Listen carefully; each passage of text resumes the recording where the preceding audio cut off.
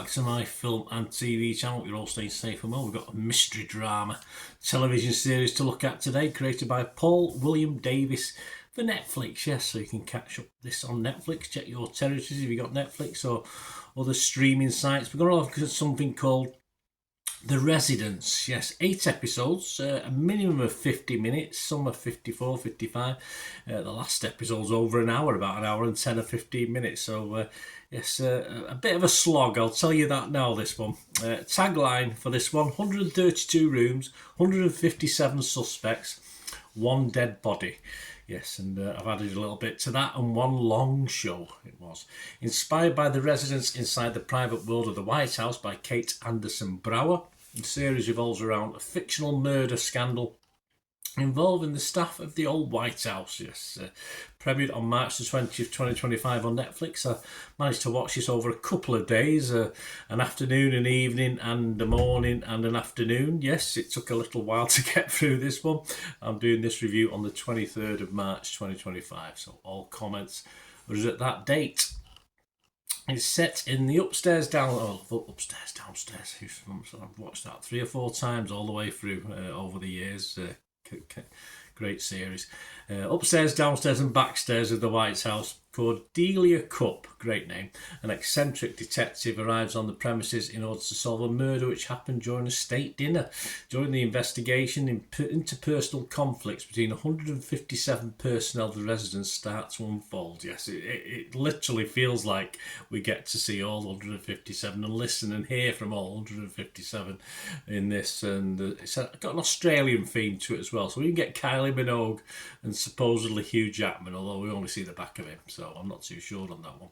This stars the wonderful, yes, I do like, of course, back in the old days, Orange is the New Black, Uzo Aduba, just great, just good fun to watch, whether she's in serious stuff or comedy sort of stroke serious stuff.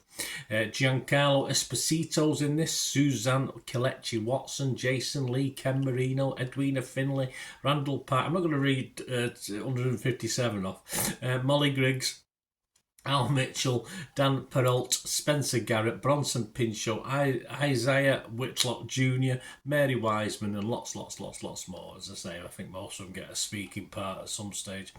Yes, I like this more when we got to see a little bit more backstory on Cordelia Cupp, particularly, played by the wonderful Uzo Aduba. And we needed lots more of this, because 8 episodes, and as I said, between 50 minutes and an hour and 15 minutes, it's a long time to watch a whodunit. Yes, there's a reason why Miss Marple and even Midsummer Murders lasts for a couple of hours at a time, because there's only so much criminising and criminal investigation you can put up with, and only so many suspects, and I get lost if there's 4 or 5 suspects, never mind 157. So yes, well, it wasn't as bad as that. I didn't struggle totally. Some certain key characters come to the fore, of course you do. But I can certainly imagine that the cutting of this movie, when they cut it and edited it, deserves an Academy Award in itself just for that battle, because the timing, the layout of it, the flashbacks, etc., it would have took some putting together. So I was quite impressed by that, although I say not by the overall package perhaps, but that was certainly something to congratulate them on. Lucy Mangan from The Guardian scored this 80 out of 100. She said, although there is an ensemble vibe, it remains Aduba's show. It does, and rightfully so. She's a magnetic presence, and The Residence takes full advantage of that. This is not television that's going to change the world, but it's going to give you 8 hours of fantastic escape. Enjoy. Yes, 8 hours as a binge watch. It was a bit of a trek, Lucy. I didn't perhaps appreciate it as much as you. Perhaps you watched it in more little doses. I'm not too sure. It's not without its rewards. Like I say, a great support cast as well for Aduba. But they every single one almost outstay the welcome for me. Aramid Tanuba from Variety magazine scored it a 70 on a Variety website, said the show is an overwhelming 1,000-piece puzzle that eventually comes together should audiences have the patience to stick it out. Yes, you certainly need patience. And it's like a 1,000-piece puzzle. It's got its moments of monotony where you get a bit stuck with it and you have to go away again, then you find that piece that gets you back interested. But like a puzzle, it does have to have a satisfying conclusion. Let's face it, a 100-piece quickie puzzle gives a pretty good feeling when completed as well. Though sadly, whether this was a 100 piece or a 1,000 piece, I found the ending a bit disappointing, a bit of an anticlimax. After such a slog like this, you need more of a wow moment for me to find out who the protagonist is, who the murderer is or murderers is. You just need to feel satisfied. And sadly, this after 8.5 hours or 8 hours plus whatever, I didn't get that satisfaction at the end of it. So yeah, I would have put that jigsaw straight in the bin. Judy Berman from Time website give it 60 and said the residents may not be much more than an overstuffed, shondified take on the same murder mystery you've seen 100 times, but Cordelia Cupp, she's a revelation, and Netflix will be wise to realise her potential beyond the story. We have to have small, palatable sequels to this with our Cupp character, of course we do, as even she began for me, as I said, to become tiresome like some of the other characters in this. So but I'm all for that. I do like it. A little bit more backstory to her as well. That'd be great. Go back in time. We saw a little bit of that in this film, but not serious, but not enough. David Craig, yes, not the David Craig. This is another one from the Radio. I don't think it is anyway. From the Radio Times, only scored it 20. He was sort of in a minority. The complete lack of protagonists that anyone would have a reason to care for is the final nail in the residents' coffin, rendering it a murder with no stakes, no momentum, and no justice demanding to be served.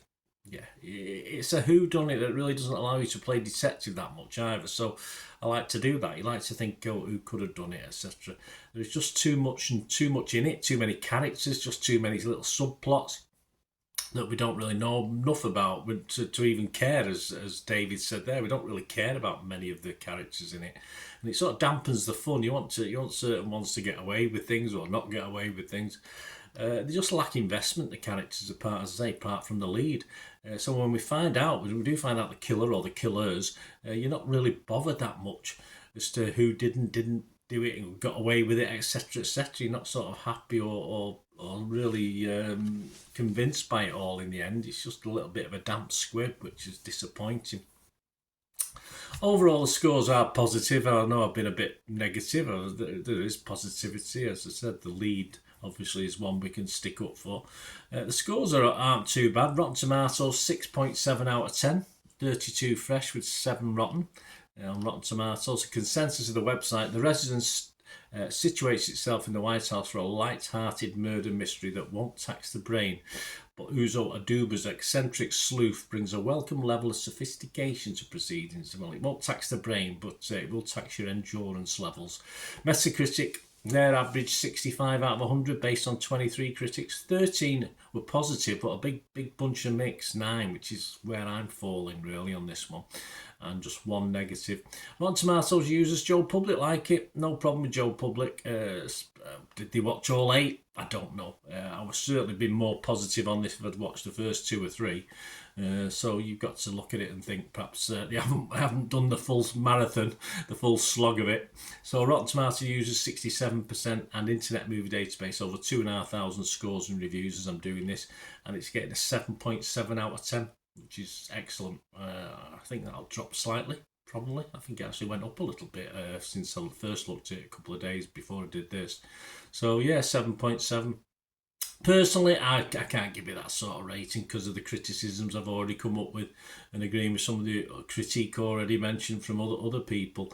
I would be fresh on Rotten Tomatoes. It's definitely got to be fresh, simple as that. I would say 60-40, fresh to rotten, so I'm fresh on it. I'd have to be mixed, as I said, on Metacritic. I've been mixed on Metacritic. I can't do that.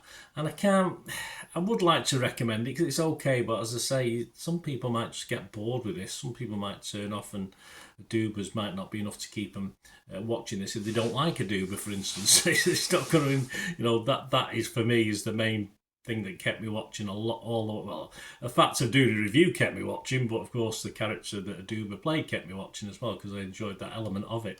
So I'm just going to give it a 5.5, which is just half a point down on my recommended watchable score. But I just think the time, if it's going to be 8 episodes long, I think the time could have been filled better, or the thing could have been reduced to 3 or 4 episodes and been far better. Would be up to 7.5 out of 10 if that had been the case, probably. As I said, and a little bit let down by the finish as well, the climax, which Yeah, it was for me a bit weak. So let me know your thoughts, guys. Let me know your comments. As I say, it's all about opinions, isn't it? We can't. Very boring world if we all thought the same, wouldn't it? But let me know in the comments. Let me know in the through any of my socials. Let's chat film and TV if you want to chat other things as well.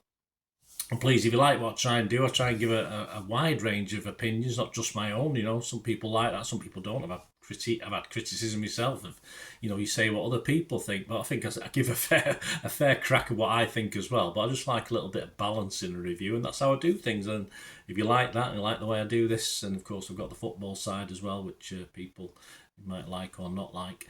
If you like it and you want to support me going forward, support the channel, that'll be wonderful. And there are ways of doing that if you just keep watching and listening. Ways to help me out, guys, if you watch the ads, if the ads on this YouTube ads, that helps in a very little way, but it all helps. It all, you know, watch the pennies and pounds look after themselves, they say, don't they? Or the pennies or the 10p's look after themselves. But if you watch the ads or follow the links on the ads as well, that's always a nice way to support the channel if you sort of hang on for it. I've done that. I watched other people's and followed the ads, just something I fancied, which does happen from time to time.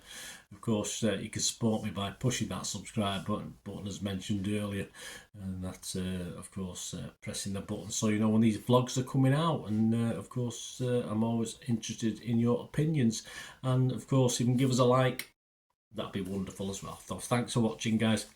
Hopefully I'll join you very, very soon with something else. Until we meet again, I'll never ask one thing, don't I? Please stay safe, everyone. Bye for now.